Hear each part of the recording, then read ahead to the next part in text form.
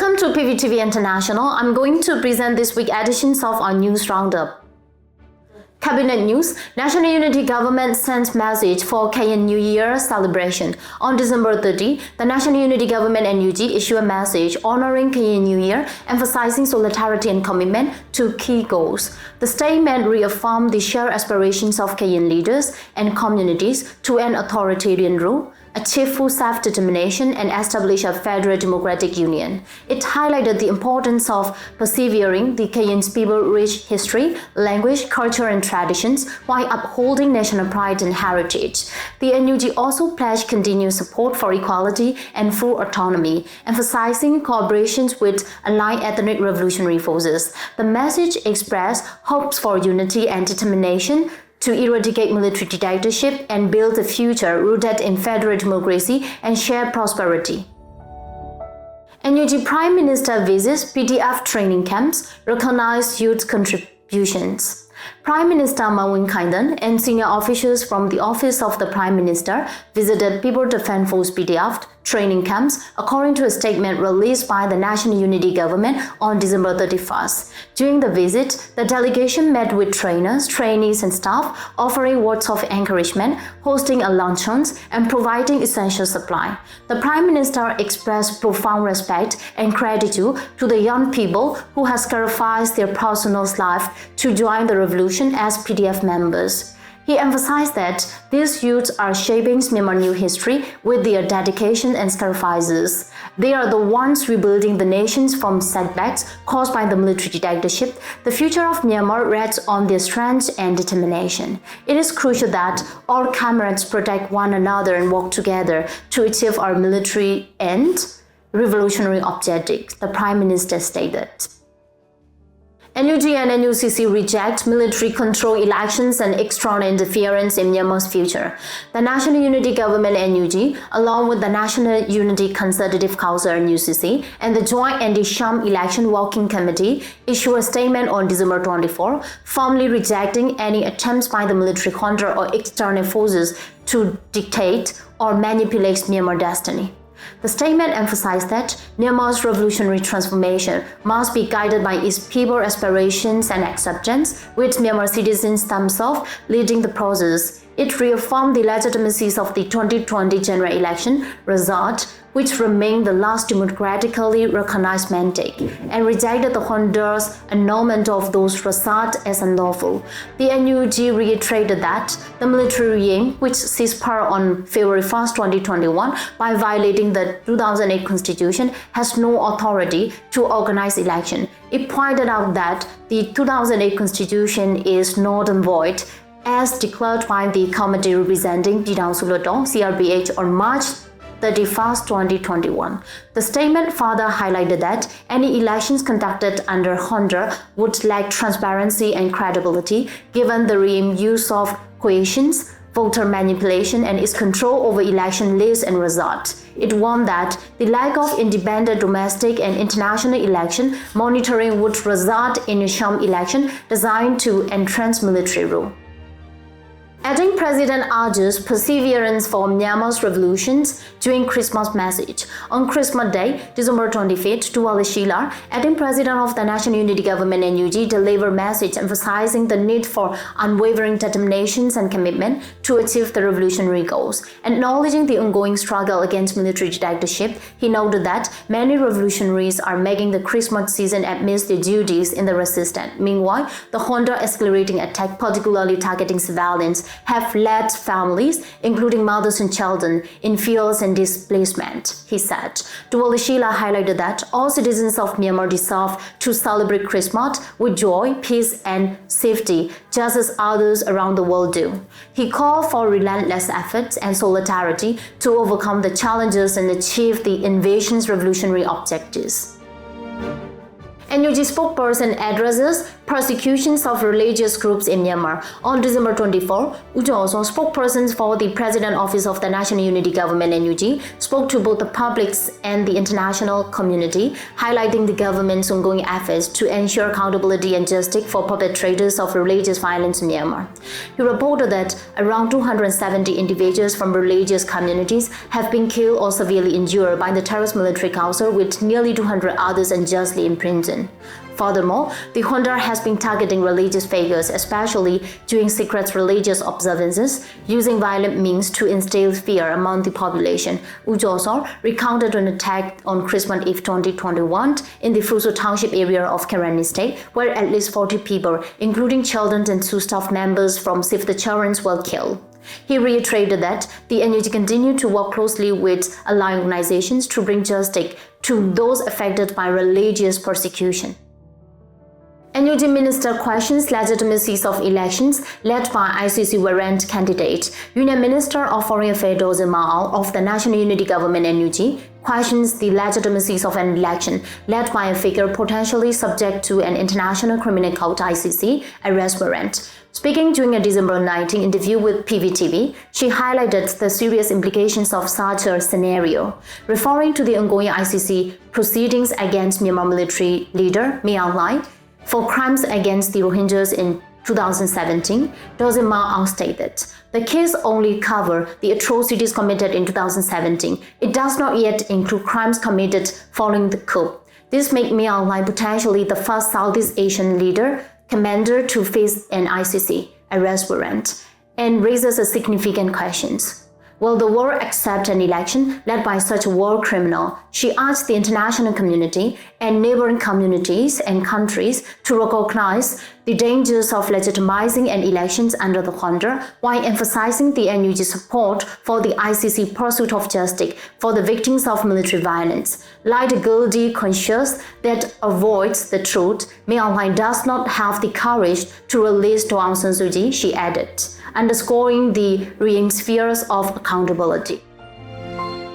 South Korean lawmaker discusses Myanmar's revolutions and exile challenges with NUG representative. On December 30, 2024, South Korea's National Assembly member Lee Kun-lee from the National Policy Committee held discussions with representatives of the National Unity Government NUG at Myanmar Representative Office in South Korea.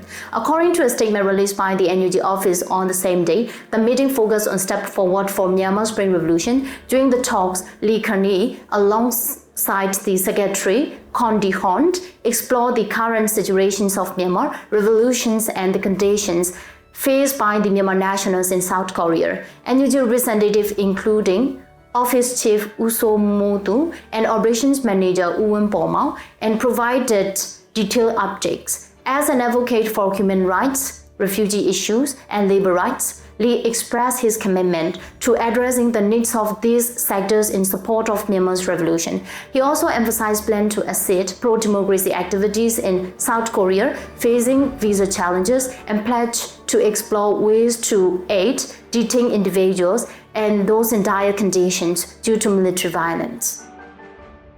NUG commends Chin forces for strategic victories in Mindat and Kanpetlet. On December 25th, the National Unity Government Ministry of Defense praised the Chin's Brotherhood and allied forces for their successful liberations of Mindat and Kanpetlet as a New Year's gift to the Chin people and the nation. The message honored the bravery and sacrifices of Chin heroes in the fight to end military dictatorship and build a federal democratic union. The ministry emphasized that the liberations of those towns marked a significant step forward, freeing the entire Chin state, contributing to the ultimate liberations of the Union. It reaffirmed the NUG's commitment to collaborating with revolutionary groups nationwide to achieve this goal. Ministry of Human Rights, NUG reports 537 human rights violations by junta in November. On December 26, the National Unity Government Ministry of Human Rights reported 537 documented cases of human rights violations committed by the military junta in November. Mandalay region recorded the highest number of violations with 101 cases, while Rakhine State experienced the most airstrike with 36 attacks. The ministry has systematically documented casualties and damages resulting from this incident. The Ministry of Human Rights reaffirmed its commitment to equality, peace and justice for all, pledging to hold the junta accountable for its actions and ensure the perpetrators face consequences. Over 100,000 homes destroyed by junta's arson in 3 years, data from Myanmar reports. Data from Myanmar, an independent organization, released a report stating that during the over 3 years of the military rule, the junta and its affiliates have destroyed more than 100,000 civilians' homes through arson. The total number of homes destroyed across the country reached with 105,314, with 101,474 of those attributed to the terrorist military council and the associated groups. The report also highlighted that in September 2024, about 938 homes in Zagai, Kachin, Tanindai, Mandalay, Chin and Southern Shan states were burnt. Additionally, over 300 homes, each in both the areas of Indo in Zagai region and Saidang village in Pagan, Kachin state, were destroyed during clashes between opposing forces in August and September. NUG Prime Minister meets Cobra Column leaders in fight against Honduras. The Prime Minister of the National Unity Government, Kayin, met with Bodabo, the commander of strategic operations 32 and leader of Cobra Column, and the troops under his command who were currently intensifying operation against the terrorist military junta's offensive. The meeting was announced by the National Unity Government on January 2nd. During the meeting, the Prime Minister expressed words of encouragement to the members of the revolutionary forces led by Bodarbo. The commander of the strategic operations 32 also briefed the Prime Ministers on current situations of the operations and shared insight into efforts to engage with defectors from the military junta's forces. Military operations summary for 4th week of December 2024, fighting escalated in several regions. In the final week of December 2024, intense clashes erupted across Myanmar, including near the capital Nibiro, in Magui, Mandalay and Zagai region. The People Defense Force (PDF) established a new battalion in Zagai region as part of their strategic push. Significant battles reported, including one in Gua, where over 700 members of the terrorist military councils were killed. At the same time, the Argan Army AA launched attack in the northern part of Sidui Township, Rakhine State. Attacks on military forces in Bago region. In Bago region, Pew and Ogden Township witnessed drone attack on military forces, resulting in the deaths of 19 members of the terrorist military council, as reported by the Pew Township People's Defense Force. In Jobingang Township, Uyenji village, revolutionary groups attacked approximately 40 armed junta soldiers and Busorti militia members, killing 11 members of the terrorist military council, according to Tayawadi District Battalion 3802. In Pew Township, between Tayakong village and Morgan village, terrorist forces were targeted by combined operations from the People's Defense Force Battalion 3502, Yangon PDF, Ogden PDF and Pew PDF drone unit. At least 15 members of the terrorist military councils were killed and several others were injured.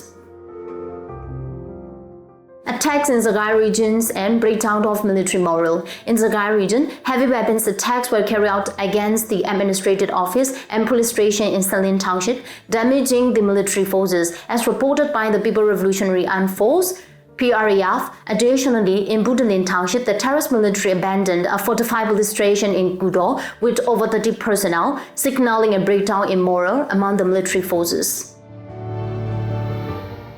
And increased revolutionary activity in Kayin State. In Kayin State, while attacking the military council forces with the goal of retaking Nyawadi town, approximately 20 members of the Angsia column, part of the terrorist military forces, defected. Those soldiers laid down their weapons and entered KNU, Karen National Union territory, making a significant shift in allegiance.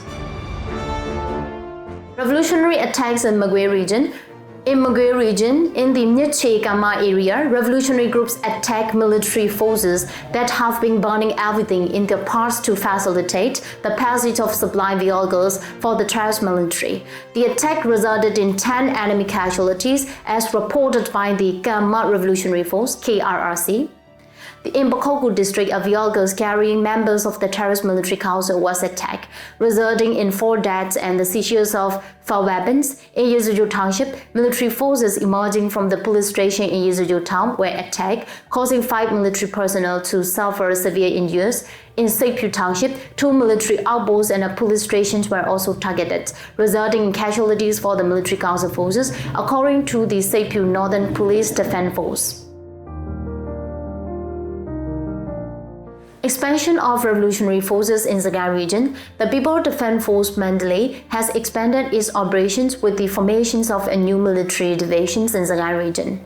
This move is expected to strengthen coordination among revolutionary groups in the region, leading to increased momentum in military operations. Urban bombings in Yangon. On New Year's Eve in Yangon, revolutionary groups bombed the military councils of No. 3 Steel Factory and the Shubaokan General Administration Office. These attacks were part of the ongoing efforts by the revolutionary forces in urban areas. The groups continue to coordinate their movement with city-based operation. Continue operations in Rakhine State. In Rakhine State, the Arkhan Army AA has begun launching attack on military council camps in the western part of Sittui Township, while the battles are ongoing. This series of attacks in December 2024 underscore the accelerating resistance against the military junta across multiple regions of Myanmar, with revolutionary forces making significant gains. Let's see what do we have for our weekly roundup news in coming weeks. Thanks for watching PVTV International.